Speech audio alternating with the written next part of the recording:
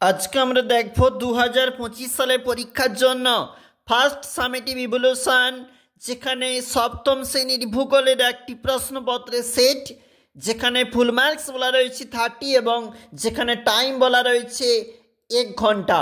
দেখো প্রশ্নপত্র এখানে ঠিক কেমন রয়েছে। একটু নিচে চলে যাব, যেখানে রয়েছে কিন্তু আমাদের ঠিক প্রশ্নপত্রগুলি। দেখো সঠিক উত্তর নির্বাচন করে লেখো 1×6।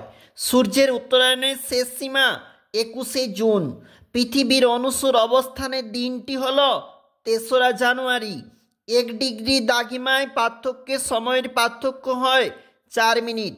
বায়ুর স্বাভাবিক গড়চাপ 1013.25 মিলিবার।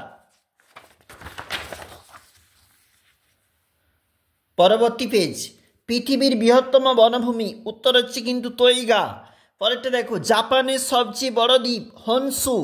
মুক্তিবেগের, এখানে শূন্যস্থান পূরণ বলেছে, মুক্তিবেগের মান প্রতি সেকেন্ডে, উত্তরটা কিন্তু হচ্ছে 11.2 কিলোমিটার। হুয়াংহো নদীকে পিত নদী বলা হয়। চীনের ধানের গোলা কাকে বলে? হুনান প্রদেশকে। দেখো তারপরে প্রশ্নগুলো একটু দেখে নাও। পৃথিবীর বৃহত্তম তৈলখনি কোনটি? এছাড়া 2 নম্বরের যে প্রশ্ন বলেছি তোমাকে, মকর সংক্রান্তি কাকে বলে?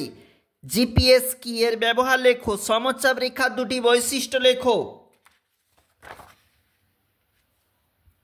এরপরে যেখানে প্রশ্নপত্র বলা রয়েছে 3 মার্কের জন্য, দেখো এশিয়াকে চরম বৈশিষ্ট্যের মহাদেশ বলা হয় কেন?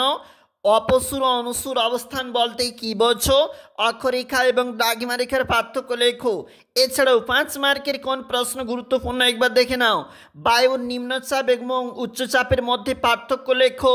ইয়াংসি অববাহিকার অর্থনৈতিক সমৃদ্ধির কারণগুলি লেখো। টোকিও ইয়াকোহামা শিল্পাঞ্চলের গুরুত্ব লেখো। এছাড়াও প্রশ্ন, দক্ষিণ পশ্চিম এশিয়া তৈল বলয়ের সংক্ষিপ্ত বিবরণ দাও। ভিভিআই পরীক্ষার জন্য অবশ্যই দেখবে সপ্তম শ্রেণী 2025 first unit geography question paper.